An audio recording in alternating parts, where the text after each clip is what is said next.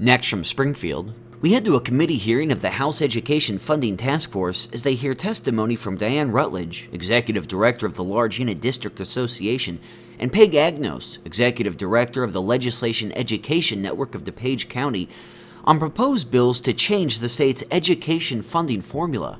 This runs about 30 minutes. Thank you. Thank you, Madam Chairman and members of the task force. I'd like to thank you for this opportunity to talk with you today, and we know how valuable it is. These issues around school funding impact more than 2 million children in the state of Illinois, and we come to you to talk to you specifically about Senate Bill 16 / Senate Bill 1 / some of the other proposals out there, and how we believe they will potentially impact all those children. So I would like to pass the microphone to my colleague, Diane Rutledge. And great. Thanks, Peg. I appreciate it. And you have a handout also from us, and we'll just try to highlight those for you again because we know about the efficiency of time today. Again, when we were invited to come this afternoon, it really was to try to give you a little bit of voices from the field as we've all been dealing with these funding proposals over the last year or so, and just try to give you some perceptions around those. We have lots of colleagues behind us who may agree or disagree, and they will for sure let you know if they disagree with anything that we might suggest to you today. But that is the point, is that we, among all the different education stakeholders, certainly represent all the school districts in the state and the diversity of all the school districts and how school funding affects all of us differently. So what we'd like to do today for you is just to really tell you some of the things that we think are highlights out of the proposals that are out there, some things that we think need some more clarification, and maybe then also offer some other suggestions of things that might be included in these bills or others as you all are thinking around that big umbrella of school funding. And so really what we all collectively here share, and that is that our goal is to develop a very stable and a predictable funding formula for all the students in the state of Illinois. And that's been everyone's goal and everyone's frustration over the years. And as much as we try, we continue to have challenges with that. And that's the reason thus that this year we're getting to have a chance to take a look at some bills that are really trying to address this issue. And so Peg can tell you a little bit about what some of those might be. Just before I began, before I begin with the committee, I was asked a question earlier today, and someone said to me, is this the right time to move forward in terms of revision of the school funding formula? I think that answer is yet to be determined. But I think when we are talking about any major changes to a school funding formula, we have to consider the risks that are present today, and not just faced by local school districts and every child in the state of Illinois, but also the state itself. I don't have to go over them. I think we all know what they are. We know that we have a deficit yet to be resolved for this fiscal year. We know that we will be beginning the next school year with a deficit. We also know that, and Majority Leader Curry, you mentioned the hearings today. That obviously the decision is looming over all of us, whether you are a local school district, an employee, et cetera. And the projections from CAGFA that just recently came out, that we are going to be seeing $1.9 billion less in revenue as you move forward in your budget deliberations.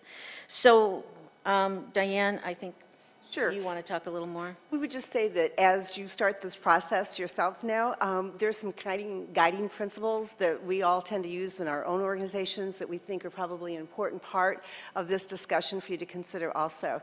When we talk to educators around the state and say we're going to talk about the funding formula, and that the really point of the bills that we're seeing this year have to do about the equity, about how we distribute those dollars. Educators will come back every time and say, could we talk about adequacy? As Representative Pritchard said, the issue still is, where are we going to get sufficient dollars? There is that axiom that says right now, should we be putting new money into an old formula? And so that's the work that's happening right now. Let's improve the formula. I'd say if we could wave that magic wand, lots of our folks would say, let's fix this and set it on the shelf until we have enough money to actually put the two together as one. That would probably make everyone the happiest. But again, when is the right time for any of this? We don't know, but we think it's good that we're having the conversation. So equity and adequacy are always going to be top on the list. The other piece of this is to always consider right now, and this is why it is important to keep moving forward, is the urgency for a number of our school districts in Illinois. quite honestly, we have some that are very close to not being able to make payroll. School districts are like any other business that we all have to run, and it means that they have employees and they have bills to pay, and it's a challenge when the sufficient enough dollars aren't coming into them. So it is one of those things that we can't keep saying, let's wait till next year because we'll have the money then, maybe. The problem is today. So we have to think about those school districts right now. And so even if we can't get this all done, then I would say what parts can we get done to try to help those in the most need right away. And if we have to think about this in phases, then let's think about it in phases. But let's not keep turning our back on those that are really in some very dire situations right now. The other thing is that, that we know that any kind of formula that we're going to come up with needs to be based on some kind of a stable tax framework that's going to be there for fair to everybody, and it's going to be there for the long term. And it also is able to give some flexibility to the local school districts, because you continue to always keep hearing about local control, about how those dollars once they get spent.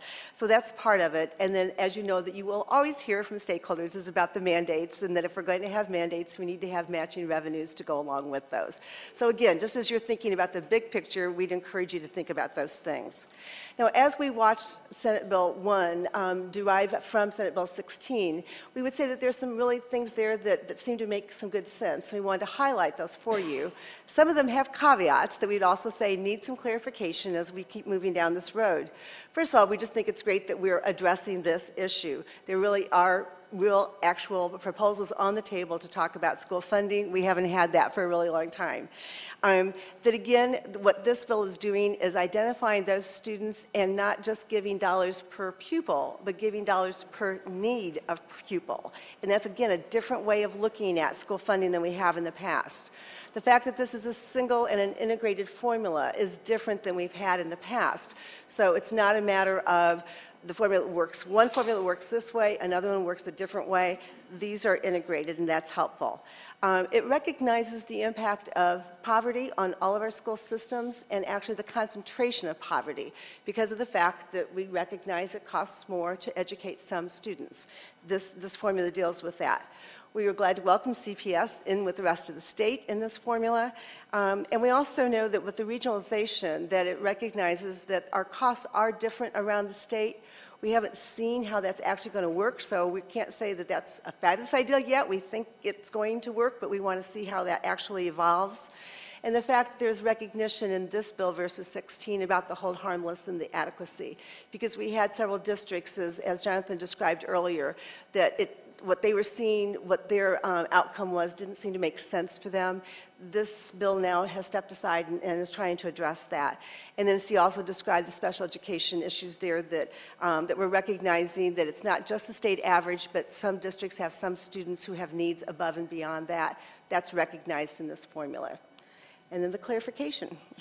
So now we'll get to the heart of the testimony, and I hope that I would begin by saying that we're all at a bit of a disadvantage. We saw runs from Senate Bill 16, which we are all anxious to see again with Senate Bill 1. We don't have them. So Representative Fortner, I'm going to start with the low income calculation. We have been meeting with Senator Menard, John Furr, and others for quite some time now.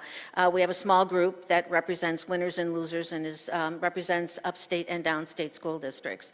And I want to say that they have been very welcoming and have listened to our concerns. One of the pieces in particular was around the low income count and making that change.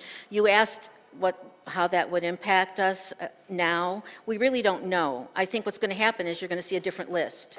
So we are concerned about that, but we have a second concern, because we're going to keep everything the same in terms of using the DHS counts, but the legislation says that in 2 years we would change that again, when districts and others have an opportunity to see what those factors would be and how they might be imposed. Again, for some of us who've been around a long time, we've talked about poverty, how we determine poverty, how we determine that piece of the formula. So right now, what we would like to continue to work on with Senator Menard and others is why the need to change in 2 years. And we have a big concern about that. Special education, we do appreciate the flexibility. And when we spoke to the committee over the summer, we talked about the fact that the formula is based on a percentage. So it's really based on the numbers of students served in a local school district. So the question still remains that there's no consideration for the intensity of service. So we don't know how this will play out. Yes, there's an opportunity if you have a larger number of students that you are serving, then you can go above the average, but it doesn't take into account any of the intensity of service for a student.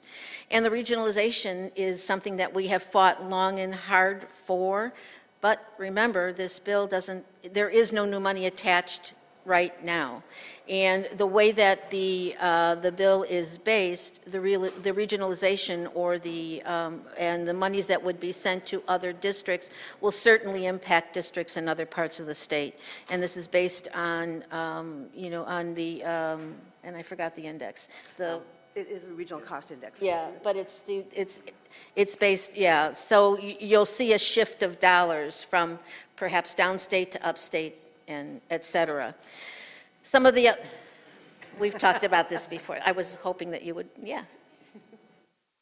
Well, that's why we're not clear on it yet, so we're still working on it, because it would end up being part of the formula. So we strongly advocate for that, but there are other things that have to be changed besides that. That's a good thing, but we have to look at it carefully. So if we look at other pieces of this formula, Representative Bradley, maybe it'll all balance out, but we'll see.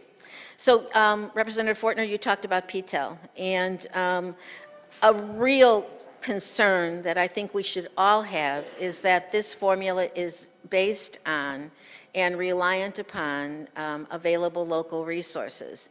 So when we talked about this and shared this with our local districts, we really believe that, the calculation is not accurate because, as you heard, it's not based on available local resources. PTEL districts have a different, I forgot which, a different EAV, and that EAV is applied to their calculation. So we're a little bit concerned that there would still be two formulas in determining that piece of available local resources. And in Senate Bill 16, which still exists in Senate Bill 1, any dollars that you would receive in a local district will be measured against your available local resources. So we want to make sure that available local resources, the calculations are accurate. The adequacy grant, which is very important, which we all talked about and wanted that solved for what we were calling anomaly districts in our discussions, that requires a separate appropriation. And so we are hearing that it would need an additional, this is above and beyond what would it take to fund the formula. The adequacy grant would be an additional maybe $500 to $750 million. And so we have as being projected as part of this formula, just remember that piece is not. Whatever we appropriate for the formula, we would have to appropriate something differently for the adequacy grant. Enough. So those are some of the things we think need some more clarification. There are other bills also out there besides Senate Bill 1 that are worthy to take a look at. One of those is the one that's based on the evidence-based funding model that you may be starting to hear a little bit about. That's Senate Bill 1403, and in the House, it's House Bill 4022. This is one that is actually a bill that's based on research around educational practices. The goal of this one is to ensure that all students have access to a high-quality education throughout the state, so that seems like a very viable goal that we would all share. This one takes a look at it, actually brings in folks to do a study of actually successful schools in Illinois, and then identifies what are those kinds of strategies that are being used there. And they're able to put an impact number to that in terms of if this is a strategy that you use, this is the kind of result you should be expected to see. And then is able to put funding dollars to those. Eventually, as this is funded, then the state's able to say, here's a strategy that we're going to fund, and encourage districts when they get their state dollars to put it towards these kinds of strategies that make the most difference. So it's a different way of taking a look at a funding formula that we haven't done here in Illinois, but is being done in other states. Excuse me. And several of the districts in the state have been part of a study around this, and so this bill really looks to say, let's redo that study, bring it up to date, and then it has what's called an expert panel, a judgment panel, that helps to make these recommendations. That panel should be made up of experts in the field. And so we would encourage, or at least put a little red flag there to say, let's not let that one get political in the sense of we should just have policymakers only on a panel like that, but it's really about having the educators who've been actually have done this job to be able to make the recommendations to you all to say, here are the things that should get funded in Illinois. So it's a different way of doing business. It's just something else. And then those are the only bills right now that are out there around school funding themselves, but then we've just got some other thoughts and suggestions that you might want to consider too. Well, Representative Tryon, one of the very first suggestions we're making is that we should lift the cap on individual education fund tax rates, but we would maintain the limiting tax rate. And we have precedents for that. We've done it, and it happens, and districts are allowed to transfer into the ed fund, but it takes General Assembly authority. So we think that instead of having to come back and ask for a renewal every couple of years, that we should make that permanent. Again, that would help districts relative to their local and available resources under the tax cap. You're looking at me very funny, Representative Bradley. I'll let you speak to the next piece, but just the one that I think we both wanted to highlight, and it's something that we've heard in the field and we've expressed to the drafters of the legislation and others. Because of the situation we are in, as I mentioned in a prior testimony, we're traveling down two paths. Right now, we are at a crisis mode for some of our school districts. So while we continue to work on a solution which should have revenue attached, we also need to do something for the districts who are in the most need. And so we have suggested that and have even to the state board and others that perhaps we could fully fund these districts. Now there would have to be a threshold. We'd have to identify who those districts are. And quite frankly, our districts right now are used to, and I shouldn't say used to be, but they've budgeted and they've cut and they've altered their programs and services, and they work under the 89% proration. None of us like that. We recognize that, but if we need to do something in the immediate, with the immediacy, we suggest that you would just keep everyone else at the 89%, but really fund the districts in the most need.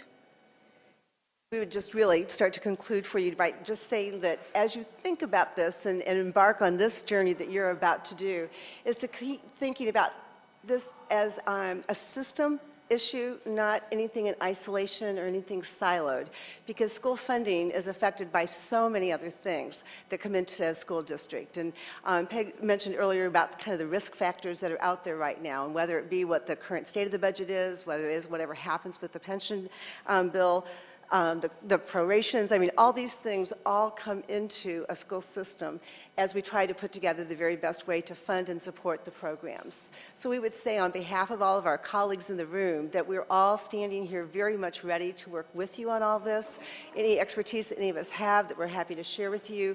Our districts do the very same.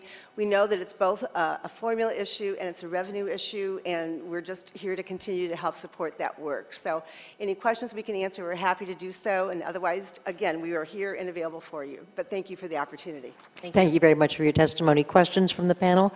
Representative Fine.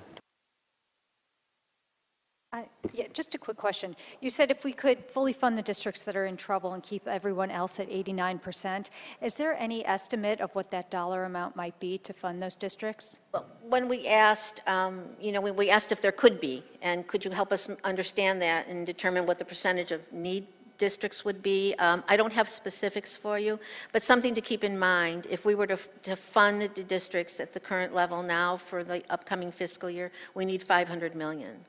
So I guess maybe we're looking in the 500 million, maybe a little bit more range. And, the state board has asked for 700+ million, and we know the governor has, in his support of K-12, has suggested 300 million. So there, we don't know where it would fall, but we certainly know that it would take some money. Any of these will take money. Anything will take money. And Senate Bill 1 right now as designed is just truly a redistribution with an additional request for a supplemental grant. So that's of grave concern, I think, to districts all over the state, or it should be. Other questions? Representative. Thank you, Madam Chair. John, Peg just said that Senate Bill 1 is a redistribution with an additional supplemental grant. Is that how you would describe Senate Bill 1? Well, I mean, there were certainly, I would not say it's a redistribution, because basically it's creating a new formula. There are winners and losers every year under the current formula, depending on how money flows out. So I would say that Senate Bill 1 establishes a different structure for how money flows out. It's not just shuffling the deck chairs about where money goes. It's about putting different structures in place. But it doesn't depend upon new resources, and it doesn't demand new resources. Right. So in that sense, I think their Yep. answer was accurate. Right. The only, This is redistribution, which is fine, but Right. that is the premise. The premise is not, let's put new resources and then figure out a more equitable way of I funding. think, Madam Chair, I think what I'm trying to get to is sometimes the way we characterize these bills causes angst amongst members to support it. So if this is a redistribution, then that's going to automatically imply that it's going to take from somewhere to give to somewhere else. That's what Mr. Ford just said. It is. I mean, I hear, but again, the more we do that, that means that if you're in a wealthy district and you just think that it's going to be taken from me and I'm just going to give to that poor district, then I can't support this. At some point, we have to kind of get rid of all the labels about this and recognize that the current way we do it is bad. It's wrong. It's creating a wider and wider gap in terms of education amongst our young people. And so, yeah, maybe it is characterized as a winners and losers, but we got to start somewhere. And the more we Absolutely keep right. dropping it into different categories, we're never going to get anywhere with this. And what troubles me is initially the recognition that the way we're doing it is wrong. Absolutely We right. have to start with that premise that it is wrong. And I think all three of the people at the witness table agree. And it may not be for these people at the witness table, but I think it's probably for all of us to come to that resolve, because I think that's part of our challenge with really getting this ball rolling, is that we look at this in that way. So that's where I just have a little trouble with sometimes the way we characterize Further this. questions for the panel? Ms. I just Bogdan? wanted to be able to respond to Representative Davis. We agree about the idea of the concern that folks will have if they're going to lose something from their district. The thing that's a little bit different about this bill is the fact of, one, the regionalization. So that should make some folks who would be losing feel less bad about that. The adequacy, so those folks who were not getting but have a potential to get now, should make some folks feel better, and the whole harmless in here. So there's three different places. I agree that it's not perfect yet, and it's not going to make everybody happy. We know that no matter what we do. But at least in this bill, or the second version, the Senate Bill 1 versus Senate Bill 16, has made some attempts to try to answer those questions that were really big pushbacks on the first go-round. And we haven't seen the runs yet, so we don't know. You know, that's the thing about this right now. Right. We're talking about concepts. We're not talking about real numbers that we've all been able to see to be able to say how this affects any one of our districts yet. So time will still tell on that. But there's efforts in Representative there. Pritchard. When you commented on SB 1403, you mentioned state research to identify high achievement, low spending school districts. Isn't that what EFAB does? Yes. Yes. So we have a system that we've been ignoring. Why do we need another system? Another stab at it. It comes at it from just a little bit different way. In this particular case, these are university folks who have studied this for a long period of time. They come into a state, they take a look at it. I agree. The thing I think with EFAB is that it talks a little bit more about an average. It doesn't ever really get you all the way up to this is exactly, I don't know it to take those strategies and put impact numbers to them. It really talks about here's the right amount, but it doesn't say how those are spent. And the difference in this bill is it identifies strategies and says we can say to you, and I'd have to go in my file to look for this, but for instance, if you had full day kindergarten, it should give you this much of an impact. If you had certified teachers as tutors for after school, it should give you this much of an impact. If you have instructional coaches, things that we know are good practice, it will tell you how much impact that should have on student achievement. And so EFAB didn't do that, it told us the number. So what this does is it tells you the number and tells you how you should go about spending it. Further questions? Representative Davis. Thank you, Madam Chair. In your presentation, you talked about Senate Bill 1403 and House Bill 4022, evidence-based funding. Is there a timeline for that? For those bills or for? Well, not for the bills, but for what the bills are trying to accomplish. It's my understanding that this could take 2-3 years and could cost about $2 to $3 billion. Am I correct in that? I can't actually speak to the amount on that one. These bills came out of Vision 2020, and so I think by 2020 would be the goal for that, so that this is something would be rolled in, not all implemented at one time. I mean, but this is going to take a little time. Right. So if we were not to pass a Senate Bill 1 and to possibly pass this, which is suggesting that we need to study to come up with the best way to do it, that's still maybe a year or two down the road. Sure. Would that be fair in But making that statement? There is intention for some first pieces of this to happen in the near future, and then for it to roll in over a period of time after that. Okay, but essentially, we're still in the same system. Right. It doesn't solve the problem. Creating the same problems or exacerbating our problems even more until this gets to a point where it's ready to say, okay, our research is done, and this is what we found out. Would that be correct? Right. Which was our point again about we need to really think about short-term and long-term on this because of this urgency of these districts for the short-term right now. Is there, and I'll ask John this question, is there room for these two to coexist? Yes, that's just what I was going to speak to. So that I think that there's never the intention with Senate Bill 1 for this to be a funding formula that would not be touched for the next 18 years. So this is intended to be a process, and there are structures put in place to have continual review of needs for changes and improvements. There's an adequacy study that would include many of the evidence-based processes that are touched upon in 1403 that would be kicked off to review as well for potential needed changes and the opportunities to make those adjustments over time so that what will start as Senate Bill 1 with the intention of that happening in the very near term continue to be modified and improved and adjusted as needed based upon that further review. It absolutely should not be viewed as legislation that would be set in stone for perpetuity, but one that there are structures in place to make sure that there's committee and expertise and adequacy studies that can help to make modifications based on many of those methods over time. Right. Well, I mean, there are elements in the Vision 2020 that are already in Senate Bill 1, certain elements. So we could look at Senate Bill 1 as a short-term solution and then continue to work through the elements of Vision 2020, again, in conjunction with. Would that be fair? Yes. That are aligned in this. Okay, thank you. Representative Ives. Thank you, Madam Chair. This is just somewhat of a general comment, and I've brought it up before, so it's no surprise, but I'd like to see still a larger mechanism or a more significant mechanism where you are actually rewarding performance. School districts that do well. School districts have already implemented instructional coaches, all-day kindergarten, and other measures that they know work for them. They didn't need to have Vision 2020 happen for them. They already knew the best practices that worked in their districts. Yet in many cases, under this, the old formula at least, they were going to get penalized for such things. So, I mean, there needs to be also a carrot out there, right? Not just the stick approach, but we need to reward districts that are doing the right thing and incentivize them to keep that up, especially at a low cost, because there's districts that are spending under the state average that have put these good practices into play and are getting results.